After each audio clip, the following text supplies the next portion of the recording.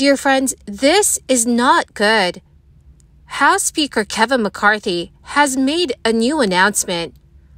Lawmakers are now facing many obstacles in their way of passing funding for the government. Republicans and Democrats must pass a series of bills in order to prevent a government shutdown. My dear friends, please make sure that you watch until the end of this video to learn how this may affect you.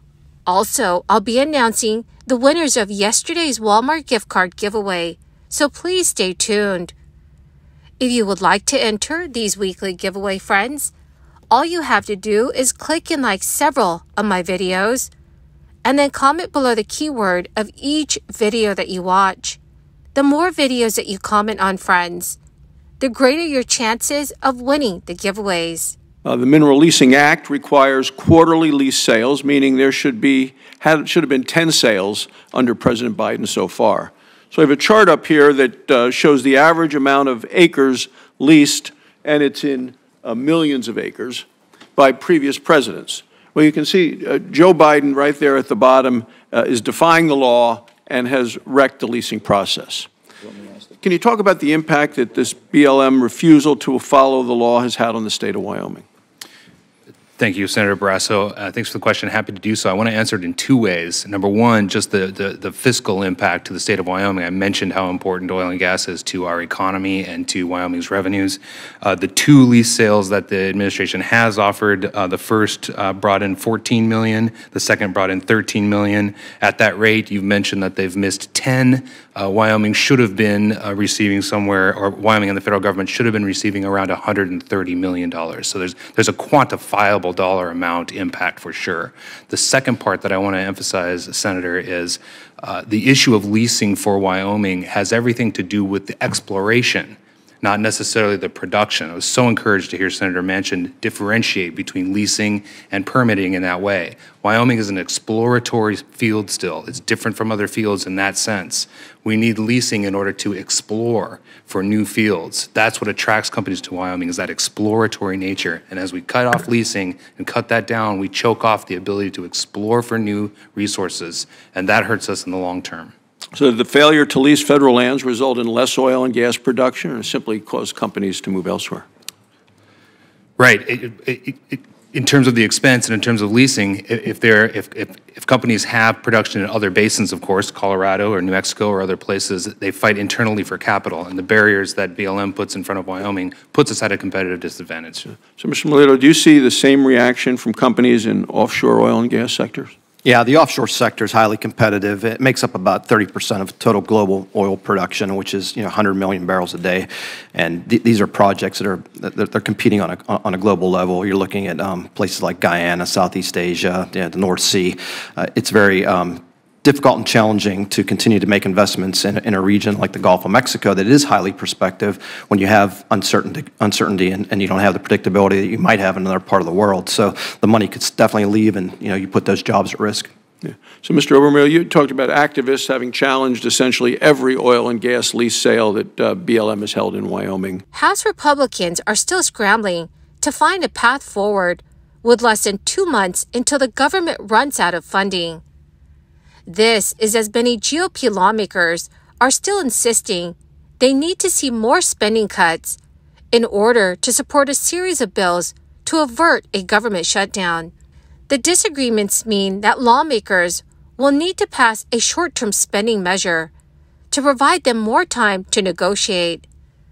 But a so-called continuing resolution will only kick the inevitable fight between House Speaker Kevin McCarthy and his colleagues. House Republicans are expected to meet together to discuss spending and other issues. Over the last 2 weeks, leadership has been trying to gauge the potential for passing some more individual spending bills on the House floor. Republicans in the House passed one spending bill before their recess, but still have 11 more to go.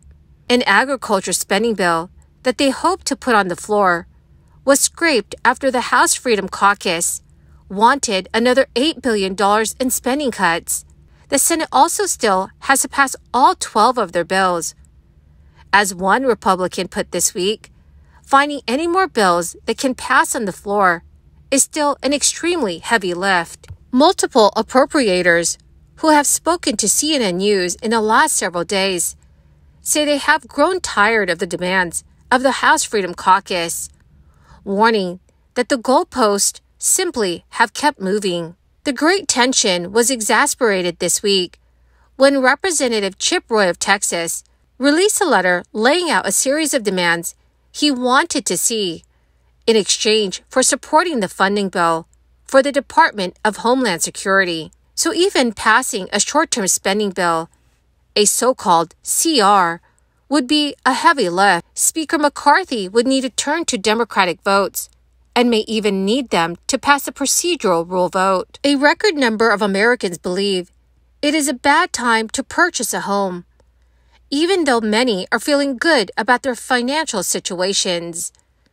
In the latest survey from Fannie Mae, measuring housing sentiment, 82% of respondents said, now is a bad time to purchase a house, which is a record high number.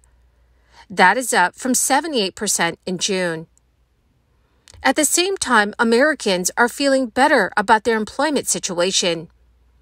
The net share of respondents who are concerned about losing their jobs increased to 60%, climbing 6 percentage points month over month.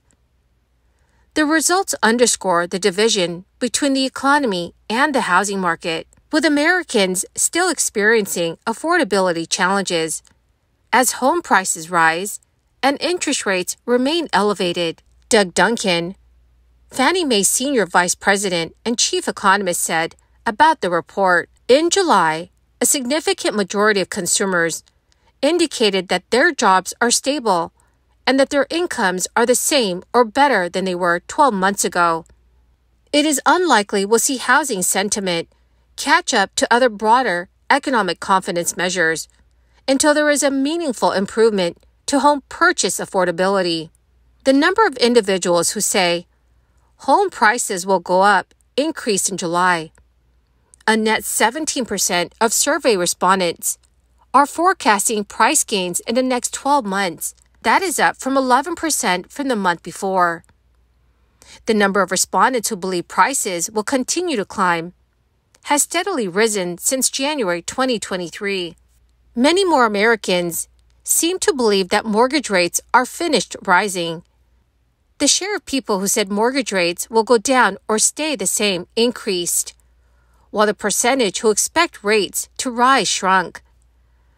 But still, elevated borrowing costs continue to be a major affordability concern among buyers. Lenders, too, are tightening the requirements. An index from the Mortgage Bankers Association measuring mortgage credit availability also decreased in July.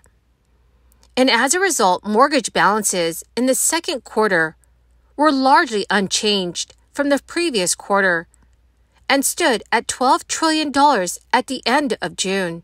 Well, my beautiful and most amazing friends, that is the end of my daily stimulus update video for this Saturday. My dearest friends, thank you for being here every day and for being part of this community. The winners of yesterday's Walmart gift card giveaway is Patrick Tyson and Carolyn Farrington. Congratulations, my dearest friends. To claim your gift cards, please check your notifications page and send me a message. Or you could message me on my Facebook page. Thank you, friends, and have a wonderful and very blessed weekend.